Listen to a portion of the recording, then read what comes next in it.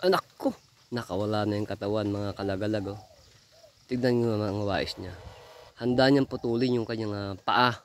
Malaki man to o maliit, maisave lang kanyang buhay para hindi natin mailagay sa kaldero. So tulad ditong ginawa niya, oh, wais to eh. Oh, pinutol niya yung sarili niyang parte ng katawan. Tutubo pa naman to eh.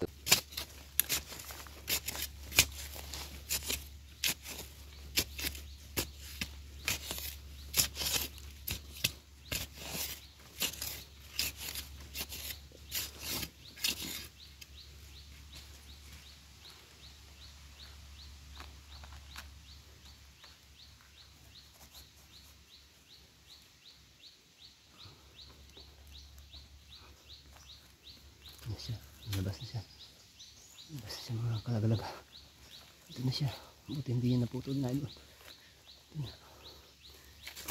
Ito, laki oh.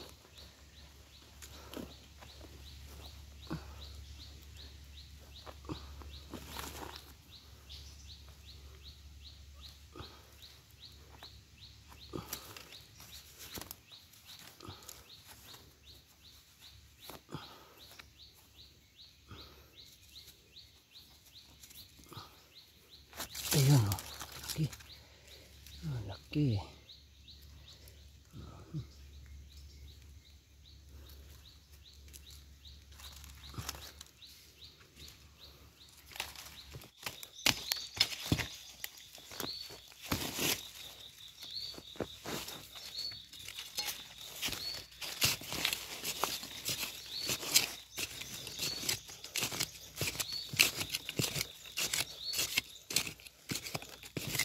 Maugat.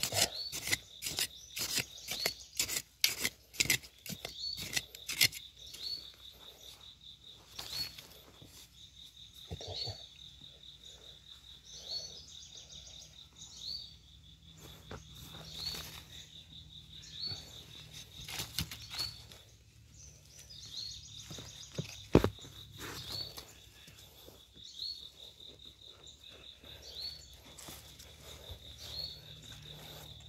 Kaya takpan natin butas baka maputol yung tali. Hindi na siya parang hindi na makabalik. Ayun na.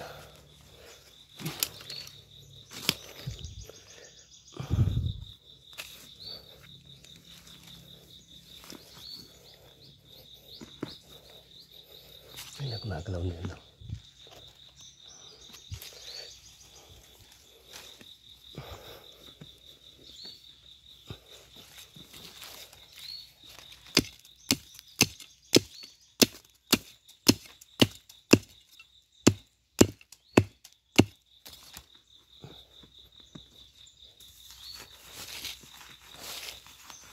Kailangan hawakan natin sa butas para maputol man yung tali. Mahuli natin siya.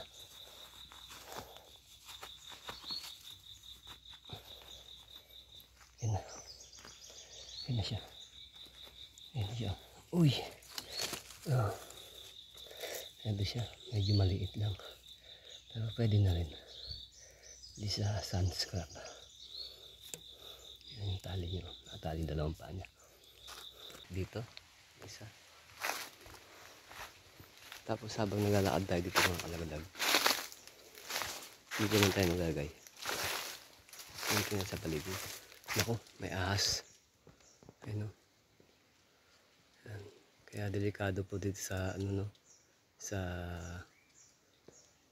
lugar ng Bakawanan dahil masukal. Tapos talagang konting ingat dahil kasi may mga ahas na nakatulog. Yan. Ayan o. Ahas yan. Laki. So pag natin gigisingin, natulog siya eh. Natulog yung ahas na yan.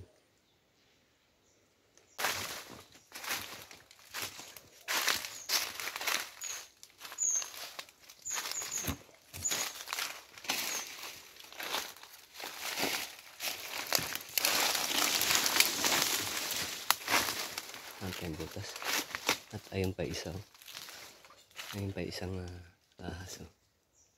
Yan, delikado yung ahas na yan. Yan. Yan yung isang uri ng ahas na mapakamandag. Ano?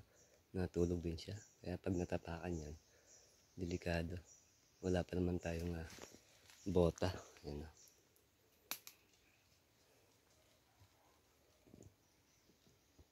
Kakaunti lang ating nahuli. Pero okay na rin. At least meron na tayong iluluto sa araw na ito. So maraming salamat po pala sa laging suporta sa aking munting tahanan. Thank you for watching. Bye bye.